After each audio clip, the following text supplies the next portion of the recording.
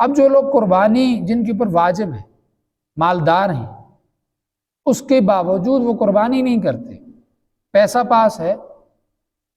کوئی رکاوٹ بھی بیچ میں نہیں، سارے وسائل موجود ہیں، جانور بھی مل سکتا ہے، آپ کے پاس پیسے بھی ہیں، لانے کے ذریعہ بھی موجود ہے، کسائی بھی ملا ہوا ہے، سارے وسائل موجود ہیں آپ کے پاس قربانی کرنے کے، اس کے باوجود جو شخص قربانی نہیں کرتا، تو حضرت ابو ہریرہ رضی اللہ تعالیٰ عنہ سے روایت ہے، رسول اللہ صلی اللہ علیہ وسلم نے ارشاد فرمایا، جس کے پاس گنجائش ہو اور وہ اس کے باوجود قربانی نہ کرے تو وہ عید والے دن ہماری عیدگاہ کے قریب بھی نہ آئے، یعنی کہ وہ ہم میں سے ہے ہی نہیں، اس کا ہمارے ساتھ کوئی تعلق ہی نہیں، جو ہمارے ساتھ آ کے ہماری عیدگاہ میں کھڑا ہو اور ہمارے ساتھ عید ادا کرے۔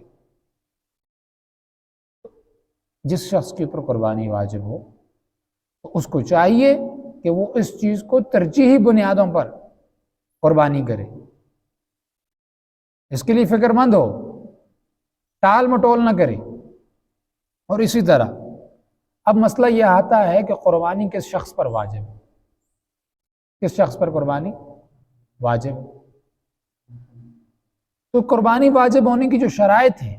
وہ یہ ہیں کہ ہر عاقل، بالغ اور مسلمان ہو، کوئی شخص مسلمان ہو، پھر اس کے بعد عاقل بھی ہو، عقل بھی رکھتا ہو، مجنون نہ ہو، مجنون کے اوپر قربانی واجب نہیں، اور اسی طرح وہ مسافر بھی نہ ہو، مقیم ہو، اپنی جگہ پر ہو، مسافر کے اوپر بھی قربانی واجب نہیں ہے۔ مسافر ایسا کہ جس نے کسی بھی جگہ جا کر 15 دن ٹھہرنے کی نیت نہ کی، جس نے 15 دن ٹھہرنے کی وہاں نیت کر لی، وہ وہاں کا مقیم ہی ہو گیا، وہاں پر اس کے اوپر قربانی واجب ہے۔ یہ تو کچھ شرائط ہے۔ اب یہ سارا کچھ ہونے کے باوجود اب صاحب نصاب کسے کہتے ہیں، یا کتنی مالیت انسان کے پاس ہو، کتنے پیسے ہوں تو اس کے اوپر قربانی واجب ہوتی ہے، تو اس کا جو زاویہ، جو اصول بیان کیا گیا ہے وہ ہے کسی کے پاس 612 گرام چاندی، 612 گرام چاندی ہو، یا اس کے مطابق جتنے کی 612 گرام چاندی بنتی اتنے پیسے موجود ہیں، یا 87.50 گرام سونا ہو، یا اس کی مالیت کے برابر آپ کے پاس کوئی پیسے ہیں، یا اس کے علاوہ مال تجارت ہے،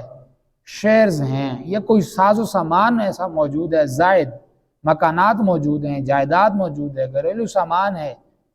کہ ایسا سامان وغیرہ جو استعمال میں نہیں آ رہا،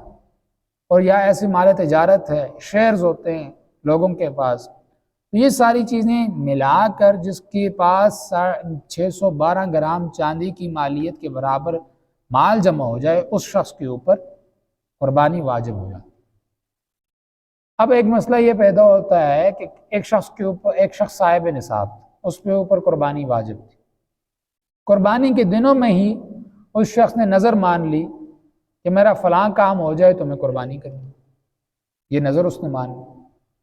تو اب اس شخص کے اوپر آیا کہ یہ جو قربانی واجب ہے وہی قربانی ادا کرنے سے نظر والی قربانی بھی ہو جائے گی کہ نہیں؟ تو یاد رہے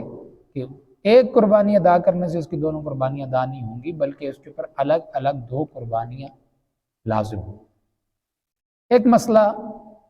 یہ ہے کہ اگر کوئی آدمی غریب ہے، اس کے پاس پیسے نہیں ہیں قربانی کرنے کے، لیکن قربانی کے جو ایام ہیں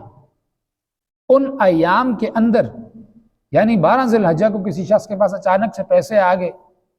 اتنے پیسے ہو گئے کہ وہ صاحب نصاب ہو گئے، تو اس شخص کے اوپر 12 ذی الحجہ کو بھی قربانی واجب ہو جائے، اس کے اوپر لازم ہے کہ فوراً جانور خریدے اور اس قربانی کو کرے، اگر قربانی نہیں کرے گا تو گنہگار۔ اگر اس وقت کوئی مسئلہ پیش آ جائے جس کی وجہ سے اسے جانور نہ ملے، یا وقت ایسا آ گیا کہ اب ذبح نہیں کر سکتے جانور کو خرید کر کے، تو پھر اس جانور کے مطابق پیسوں کو صدقہ کرنا اس کے اوپر لازم ہے۔ اب قربانی کس وقت ہوتی ہے؟ قربانی کس وقت ہوتی ہے؟ وقت کیا ہے قربانی کا؟ تو 10 ذی الحجہ کی 10ویں تاریخ، 10 ذی الحجہ کی تاریخ، 10 ذی الحجہ عید کی نماز ہے، جس دن عید ہے، صبح صادق سے لے کر، صبح ہوتی ہے، صبح سے لے کر 12ویں تاریخ کے صبح سورج طلوع ہونے سے 12ویں تاریخ کے سورج غروب ہونے تک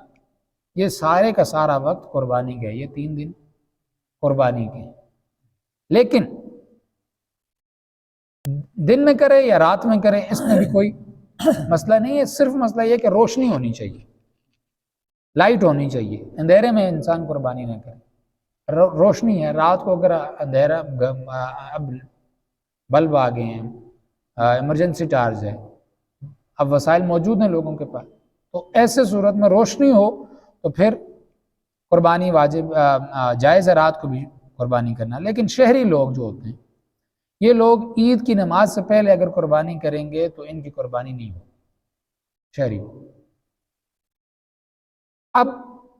علاقے میں کسی ایک جگہ بھی نماز ہو گئی ہے نا، اب باقی سارے علاقے والے قربانی کر سکتے ہیں، ضروری نہیں ہے کہ ان کے محلے کے اندر ہوگی نماز تو تب